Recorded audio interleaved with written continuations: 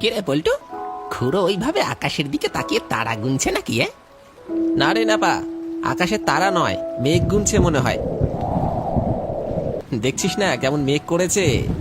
ধর, তুই ভুল বললি। খুড়ো মনে হয় কাকিকে খুঁজছে আকাশের দিকে তাকিয়ে।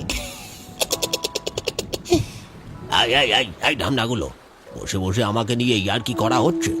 দেখতে পাচ্ছিস না আকাশের কি অবস্থা? খুড়ো, অত ভয় পাচ্ছ কেন গো? এরকম তো রোজই হয়। ঝড় নামবে মনে হয়। না রে, ভেতরটা কেঁপে উঠছে রে। আজ নদীতে কিছু ভয়ঙ্কর ঘটতে চলেছে। আজ এই নদী তার শান্ত মুখোশ খুলে মৃত্যুর ঘন ঘটা নামাবে। বাতাসে মৃত্যুর ছায়া নেমে এসেছে। আমি আমি তার স্পষ্ট গন্ধ পাচ্ছি। ইয়ার কি হাসি ঠাট্টার মাঝখানে হঠাৎ করে খুড়োর মুখে এসব কথা শুনে ন্যাপা আর পল্টুর মুখ ফ্যাকাশে হয়ে গেল তৎক্ষণাৎ। পল্টুর গলায় যেন আতঙ্কের ছাপ। সে কাঁপা কাঁপা স্বরে বলল, ও খুড়ো, এসব কি বলছো গো? তোমার কথা শুনে তো গায়ে কাঁটা দিচ্ছে, কিন্তু কিছুই বুঝতে পারছি না। শোন, সময় একদম নেই। বাঁচতে চাইলে এখনই নৌকাটাকে পাড়ে নিয়ে চল। তা না হলে এই নদীর বুকেই আমাদের তিনজনের মৃত্যু লেখা আছে। আকাশ কালো হয়ে এসেছে। দূরের দিগন্ত জোড়া মেঘ যেন গর্জে উঠছে রাগে। হাওয়ার গতি হঠাৎ বেড়ে গেছে।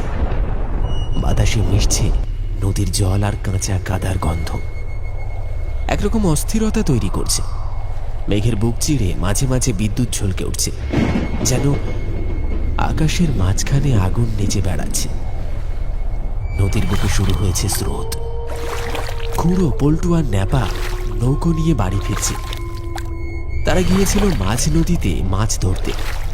একের পর এক ঢেউ ধাক্কা মারছে নৌকাটাকে। যতই কষ্ট হোক, ন্যাপা আর পল্টু প্রাণপণে বৈঠা চালাচ্ছে। নৌকাটা নিয়ে যা হোক করে তাদের বাড়ি ফিরতে হবে।